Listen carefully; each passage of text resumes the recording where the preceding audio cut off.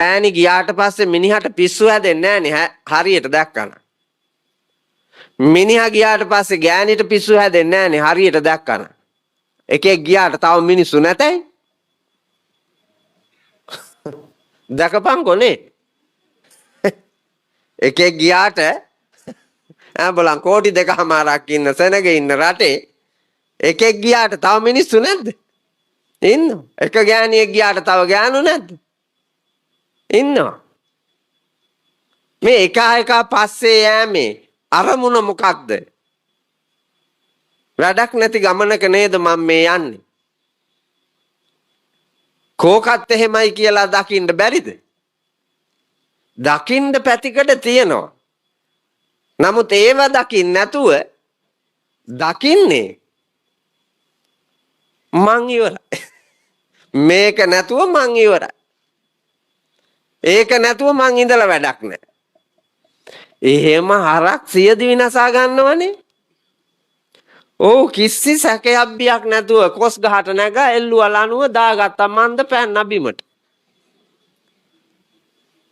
හරක්ද මිනිස්සුද කියලා බලන්නකෝ. හරක් නම් එහෙම කරගන්නේ හරක් එහෙම කරගන්නේ මේ මනුස්ස ලෝකේ තිරිසනුන්ටත් වඩා ප්‍රාථමික දැකීමක් තියෙන මෝඩයෝ මෙහෙමයි. බුදුහාමුදුරුවෝ ඒ නිසයි අනුදැන වදාලේ සුනාත ධාරේත චරාත ධම්මෝ. හොඳට අහලා අවබෝධ කරගෙන අවබෝධිත සත්‍ය ජීවිතේ ක්‍රියාවට නම්වන්න කිව්වා.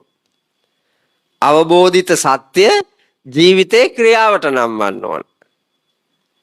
අසත්‍ය අවබෝධ වී නම් ඒක අත්හරින්න කිව්වා. ඒක අත්හරින්න ඕන.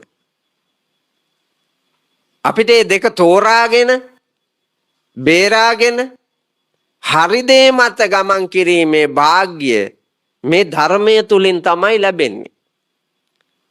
නිතර බණ ඇසීමෙන් ගාරවෝච නිවාතෝච සන්තුට්ඨේච කතඤ්ඤුතා කාලේන ධම්ම ශවණං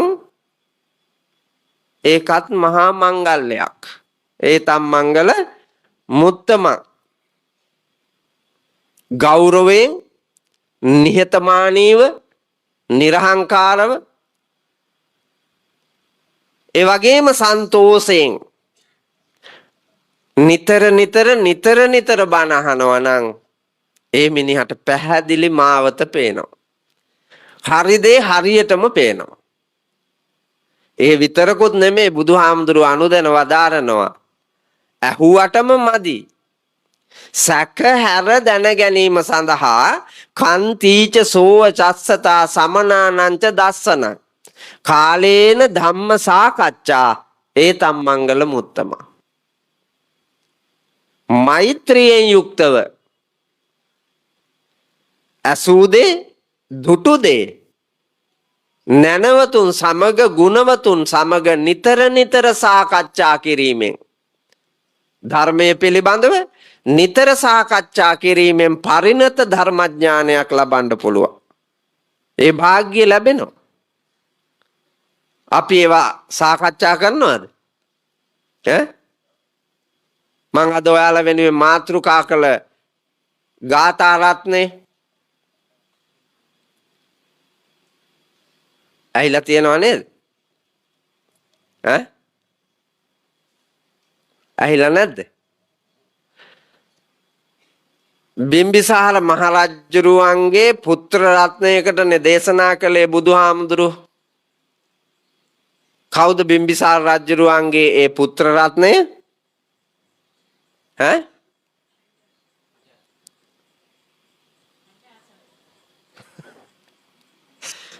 පැහැඳුන්නේ මුළු ලංකාවේම අය කවදාවත් මට හරි උත්තරේ කියලා නැහැ.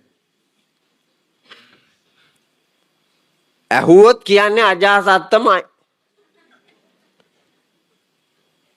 කුමාරවරු 500ක් හිටියා බිම්බිසාර රජුරවන්ට.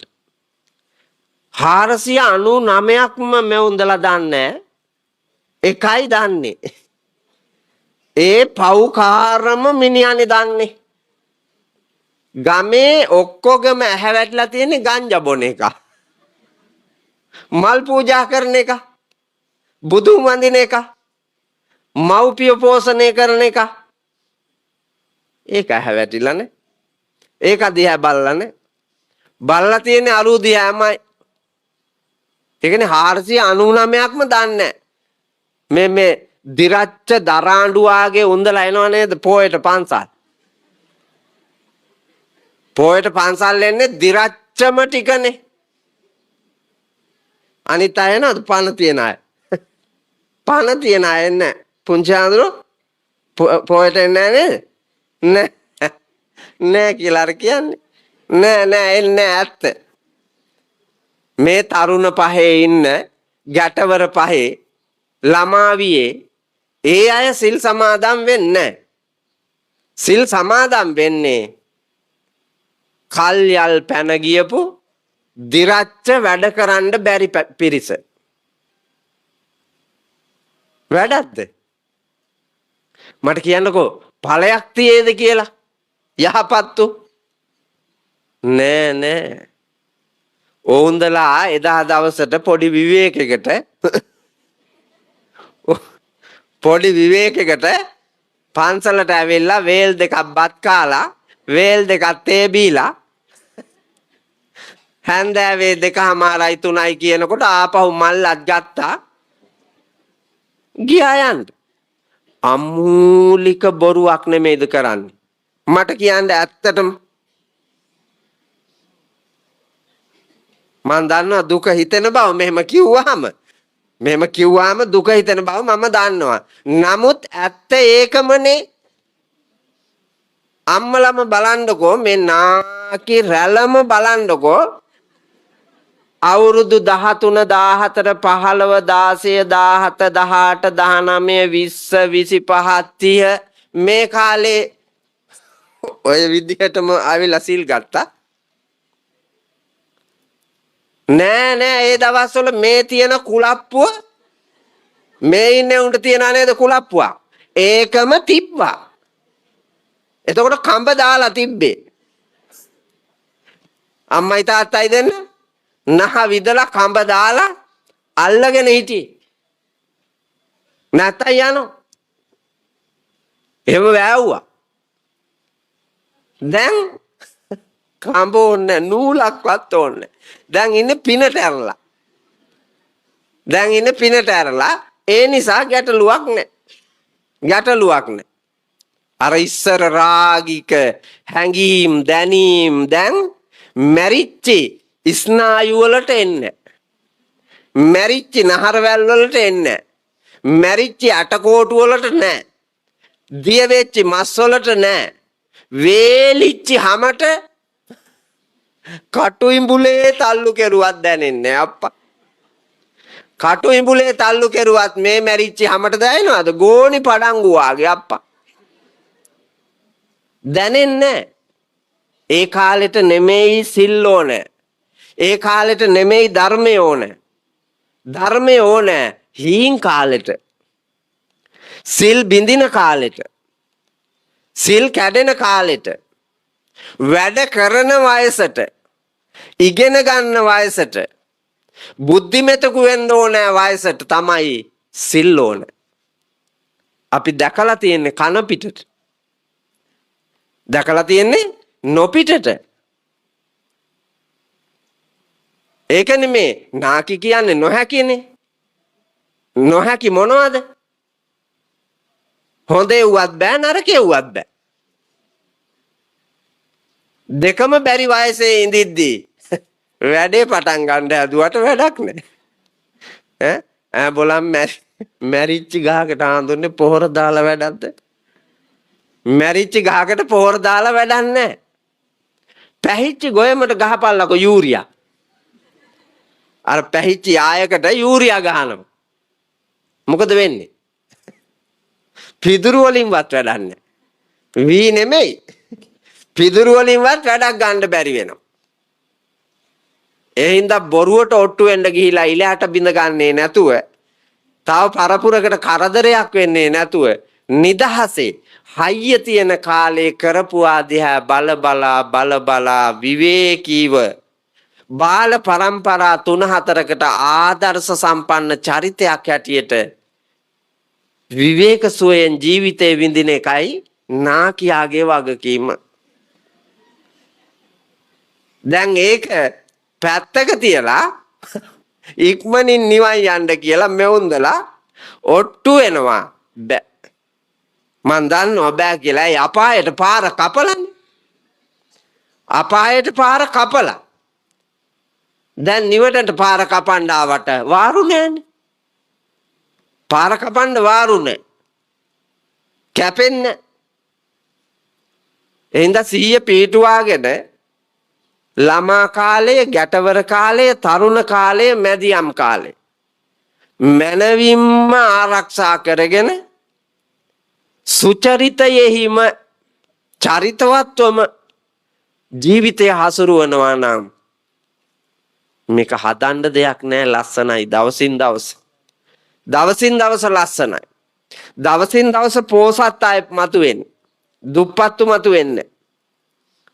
බුදුහාමුදුරුව අනුදැන වදාළ දර්ශනයේ තියෙන්නේ පෝසත්තු නිර්මාණය කිරීම. හිඟන්නෝ නෙමෙයිනේ. පෝසත් මිනිස්සු නිර්මාණය කිරීම. උගත්තු නිර්මාණය කිරීම. බුද්ධිමතුන් නිර්මාණය කිරීම. දිරිය ඇති මානව කැලක් නිර්මාණය කිරීම. පාපයෙන් තොර පුණ්‍යවන්ත ජන සමාජයක් නිර්මාණය කිරීම තමයි භාග්‍යවතුන් වහන්සේගේ දේශනේ. ඒකට පින්නතුනි බණ අහලා වැඩක් නැහැ. අවබෝධ කරගන්න ඕනේ. අවබෝධයේ තිබුණට වැඩකුත් නැහැ.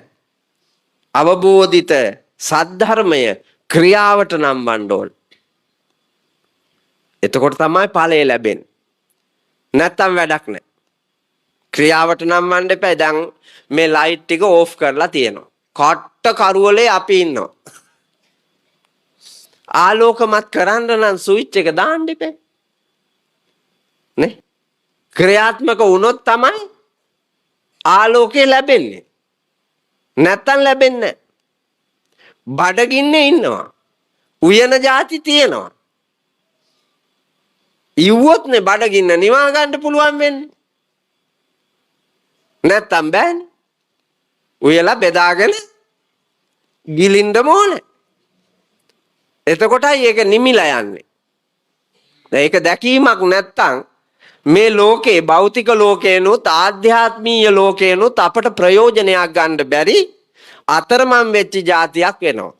දැන් ඒක වෙලා තියෙන්නේ. මතුවටත් ඒ මගෙහිමයි යන්නේ. ඒක වෙනස් කරන්න ඕන. එක තැන පල් වෙන ලගින මේ ගතිය වෙනස් කරන්න ඕන. බුදුහාමුදුරුවෝ අනුදැන වදාලානේ. ද්වේ මේ භික්කවේ අන්තා පබ්බජිතේනන සේවිතබ්බා යෝචායං කාමේසු කාම සුකල්ලිකානුයෝගෝ හීනෝ ගම්මෝ පෝතුජ්ජනිකෝ අනරියෝ අනත්ත සංහිතෝ යෝචායං අත්ත කිල මතානුයෝගෝ හීනෝ ගම්මෝ පෝතුජ්ජනිකෝ දුක්ඛෝ අනරියෝ අනත්ත සංහිතෝ කියලා. කොහෙද එහෙම තියෙන්නේ? ඔහොම තියෙන්නේ කොහෙද? කොහෙද කියලා බලන්න ඕනේ. ඔව් මට මෙවුන්දලට බනින්න හිතෙන්නෙම ඔය හින්දා අප්පා.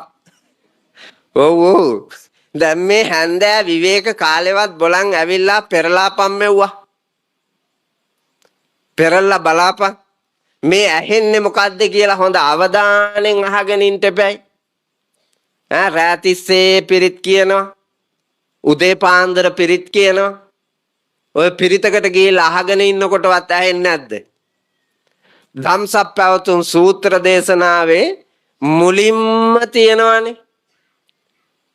චතුරාර්ය සත්‍ය දේශනාව පවත්වන්න ඉස්සෙල්ලා බුදුරජාණන් වහන්සේ අනුදැන වදාරනවා නිර්වාණයට මිනිහෙක් ගමන් කරන්න වීරිය වඩයි නම්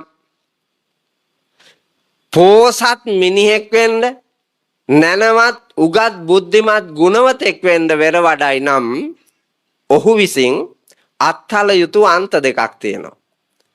අතාරින්න ඕන පැති දෙකක් තියෙනවා. මොනවද පැති දෙක? අත්ත කිල මතානුයෝගයයි කාම සුකල්ලිකානුයෝගයයි. මේ කුණු ශරීරයට අධික දුක් දෙන එකත් අධික සැප දෙන එකත් අතාරින්න කිව්වා. මැද මාවතක යන්න කිව්වා. ඒ කියන්නේ සරල සුන්දර මිනිහෙක් වෙන්න කියලානේ. අධික සැප දෙන්නේ නැතුව අධික දුක් දෙන්නේ නැතුව මේ ජීවිතේ පවත්වගෙන යන්න මිනිහෙක් වෙහෙසෙන්න. අවශ්‍ය දේ විතරක් හොයන්න. ඒ ප්‍රඥාව. පඤ්ඤා නරාණං රතන. ලෝකයේ තියෙන වටිනාම මාණික්කය ප්‍රඥාව. ඒක තමයි ලෝකයේ තියෙන වටිනාම මණික. අනිත් ඒවා එකකින්වත් වැඩක්ද? වැඩක් නෑ. අර පහුගිය කාලේ කිව්වේ නේ. රත්නපුරේදී අයන් හම්බුණා අපේ අම්මේ මිල කරන්නවත් බෑලු ලංකාවේ. ඒක ලෝකේ ධනවත් රටවල් වලට යවලා තමයි මිල කරන්න වෙන්නේ. මෙච්චර විතර ඇති මණික. එහෙම කිව්වනේ. පැටවුවේ JCB එක්කෙන්ද කොහෙදලු? මණිකත් නෑ. හම්බෙච්ච එකත් නෑ. මණිකට වෙච්ච දෙයක්වත් නෑ. හැබැයි ප්‍රඥාව තිබ්බනම් ප්‍රඥාව තිබ්බනම් පුතා ලෞතර බුදුරජාණන් වහන්සේ ආම් ප්‍රඥාවේ මාණික්කය. උන්වහන්සේගේ දර්ශනය වෙනුවෙන් මේ එක දවසකට ලෝකේ කෝටි ප්‍රකෝටි ගණන් වස්තුව උන්වහන්සේගේ නාමය ඉස්සරහා පූජා වෙනවා. උන්වහන්සේගේ නාමය ඉස්සරහා ඇයි පූජා වෙන්නේ? උන්වහන්සේගේ ප්‍රඥා ගෝචර බව නිසා. උන්වහන්සේගේ බුද්ධිය නිසා. බුද්ධියේ රජ්ජුරුවෝ හින්දා. එහෙම නැතුව උන්වහන්සේගේ රූපස්වභාවයෙන් හින්දාද? නෑ. රූපස්වභාවය ලබා ගත්තෙත් ප්‍රඥාව නිසා. ඒ වාසනා ගුණ සියල්ලම බුදුහාඳුනට ලැබුණේ දෙතිස් මහා පුරුෂ ලක්ෂණනේ. මේ තුන් ලෝකේ කාටවත් ඒ වාගේ ලක්ෂණ පිහිටන්නේ නැහැ. බුදුහාඳුනට තමයි පිහිටන්නේ. ඒ ප්‍රඥාවේ බලයෙන් කරපු පින්වල ආශ්චර්යය. එහෙනම් පින්නතුනි අපිට ලබන්න පුළුවන් අනන්ත වූ ලෝකේ වරප්‍රසාදයන් තියෙනවා. ඒවා ලැබෙන්නේ ප්‍රඥාවෙන් යුක්තව ක්‍රියා කළොත්. ප්‍රඥාව ලැබෙන්නේ නිතර ධර්මයේ ශ්‍රවණය කරමින් ඒ ධර්මයේ මත ජීවිතය පවත්වාගෙන යමින් නැවත සතතාභ්‍යාසයේ යෙදමින් සාකච්ඡා කරමින් ලබා ගන්නා ආලෝකේ.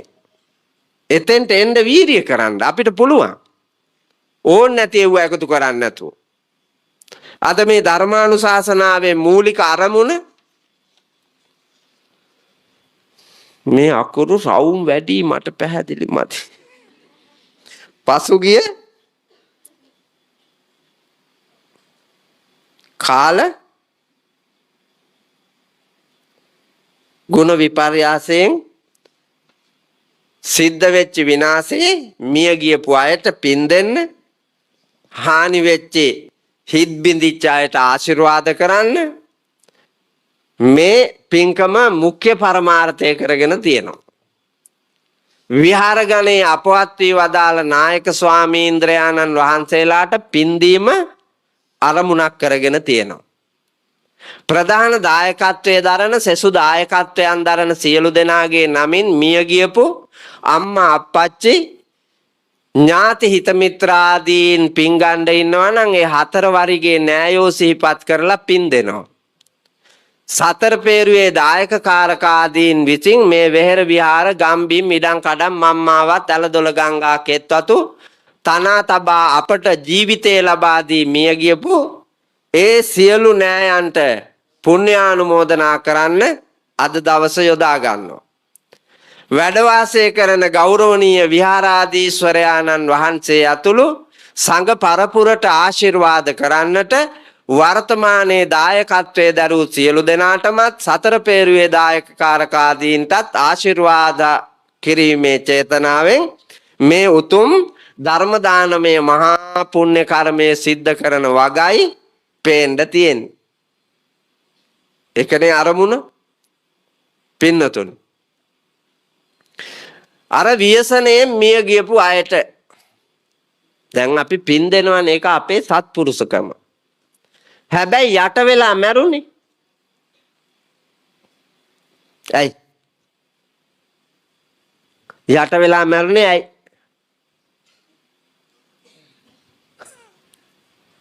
පින් මදි හින්දා. සසර පින් මදි හින්දා. වැඩියෙන් තිබිලා තියෙන්නේ මොනවද? පව්. වැඩියෙන් තිබිලා තියෙන්නේ පව්. පව විපාක දෙන්න ආවට පස්සේ ඔහොම නෙමෙයි. කාටවත් බේරෙන්න බෑ. බේරන්නත් බෑ. දාරුචීරි ආන්දරෝ බුදුහාඳුරෝ ළඟට වැඩියනේ. දාරුචීරි ආවා. ඇවිල්ලා බුදුබණ ඇහුවා. පැවිදි වෙන්නම ආසාව ඇති වුණා. ඒහි භික්ෂු භාවයෙන් පැවිද්ද ලබන්නට තරම් පින් නැහැ. සංසාරේට අටපිරිකරක් පූජා කරලා නැහැ. ඒ ගමන කිව්වා අටපිරිකරක් හොයන් එන්න කියලා. බුදුහාමුදුරුවෝ දන්නවා එච්චර අටපිරිකරක් හොයා ගන්නකම් ඉන්න බෑ කියලා. ඒ ගමන අටපිරිකරක් හොයන් එන්න යනවා. පැටව දාපු එළදෙනක් ඉඳලා මේ දරපතුරු ඇඳගෙන එන මිනිහා දැකලා කුලප්පු වුණා. කුලප්පු වෙලා ඇවිල්ලා යන්න. එතනම මැරුණා.